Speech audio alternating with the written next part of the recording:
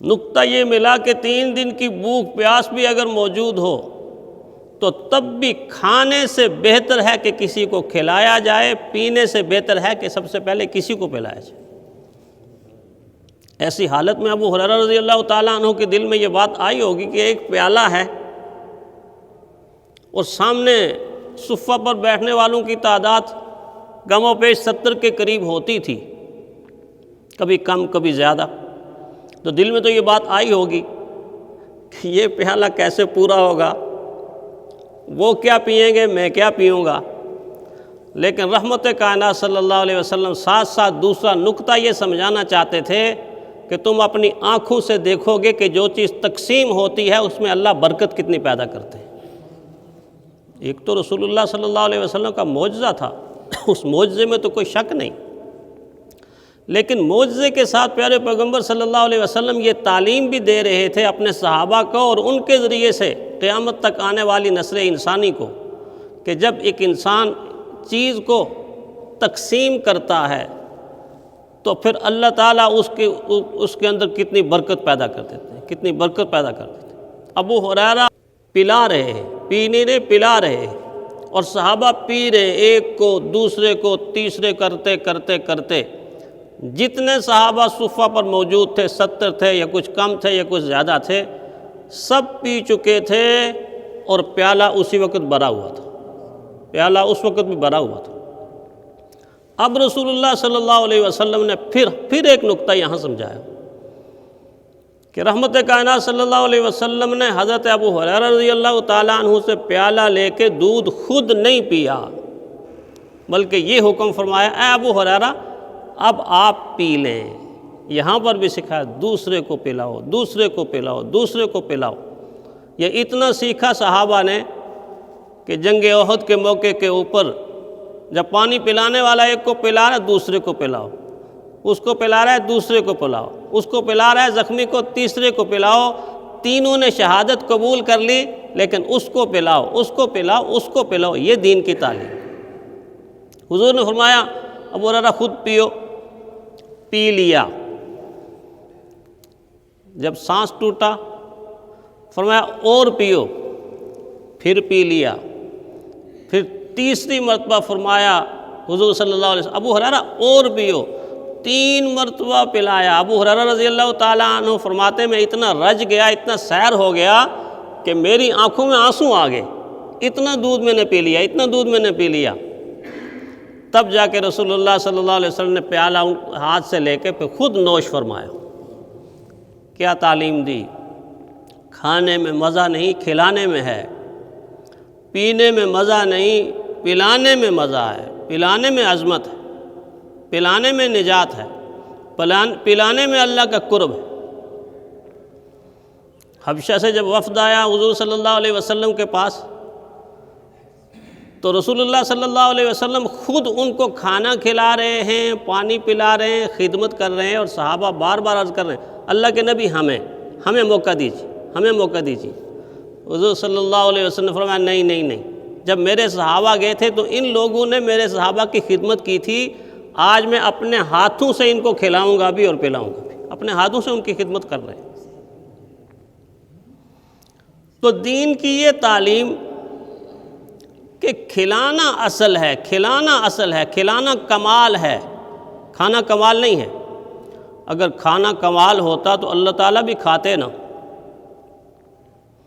اللہ تعالیٰ کھاتے نہیں ہیں پر ساری مخلوق کو کھلاتے ہیں۔ ابراہیم علیہ السلام نے کیا فرمایا؟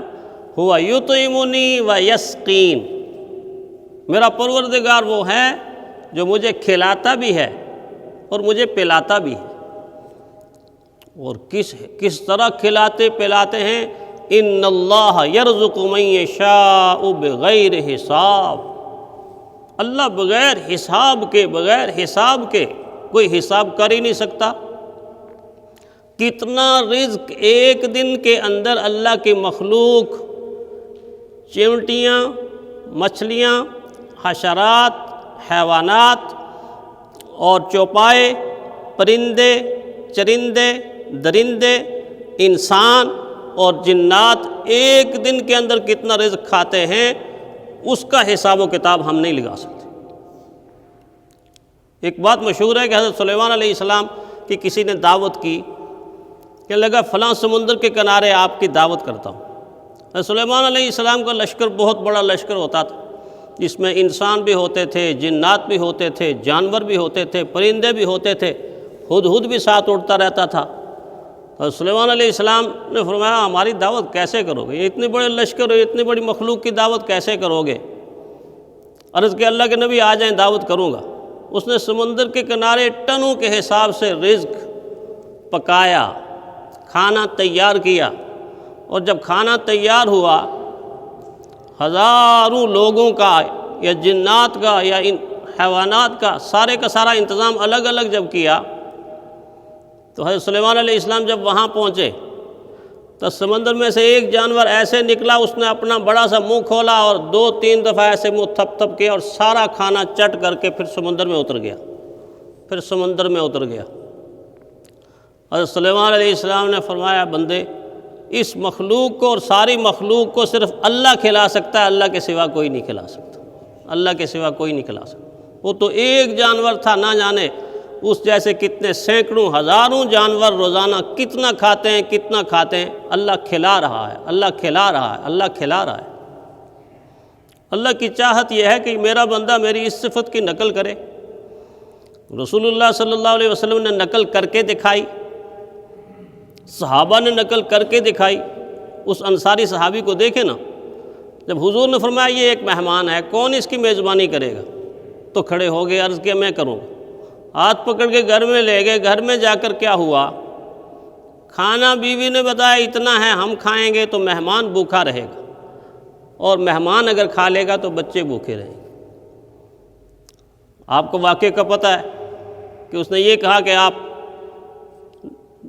چراغ جلانے کے بہانے چراغ گل کر دینا، اندھیرا ہوگا، میں ساتھ شریک ہو جاؤں گا، کھاؤں گا نہیں، وہ کھا لیں گے اور وہ رج لیں گے، ان کی رات اچھی طرح گزر جائے گی۔ اب اندھیرے میں مہمان کو کھانا کھلایا تاکہ دیکھ نہ سکے یہ خود نہیں کھا رہے۔ اس وقت دنیا کی کوئی آنکھ اس صحابی کے عمل کو نہیں دیکھ رہی تھی، بیوی بھی نہیں دیکھ رہی تھی، بچے بھی نہیں دیکھ رہے تھے، بلکہ اپنی آنکھ بھی اس عمل کو نہیں دیکھ رہی تھی، مگر عرش سے اللہ کی نظر اس کو دیکھ رہی تھی، اللہ کی نگاہ اس کو دیکھ رہی تھی۔ وہ رسول اللہ صلی اللہ علیہ وسلم کی خدمت میں ابھی پہنچا ہی نہیں تو پہلے سے اللہ تعالیٰ نے وحی کے ذریعے سے حضور کو بتایا آپ کا صحابی آ رہا ہے، آتے ہی اس کو مبارکباد دینا کہ آپ کے رات کا عمل اللہ کو بڑا پسند آیا، اللہ کو بڑا پسند آیا۔ کسی کو اس حالت میں کھلا دینا اللہ کو کتنا پسند ہے کہ اللہ تعالیٰ کے صحابہ کے بڑے بڑے اعمال ہیں۔ صحابہ اخلاص کے ساتھ نماز پڑھتے تھے، اخلاص کے ساتھ تلاوت کرتے تھے، ذکر کرتے تھے، راتوں کو جاگتے تھے، دن کو بعض دفعہ روزہ رکھتے تھے، بڑے بڑے اعمال۔ لیکن کس عمل کی تعریف فرمائی حضور صلی اللہ علیہ وسلم نے؟ فرمایا ایک مہمان کا جو کھانا تو نے جس طرح کھلایا ہے وہ اللہ کو بڑا پسند آ گیا۔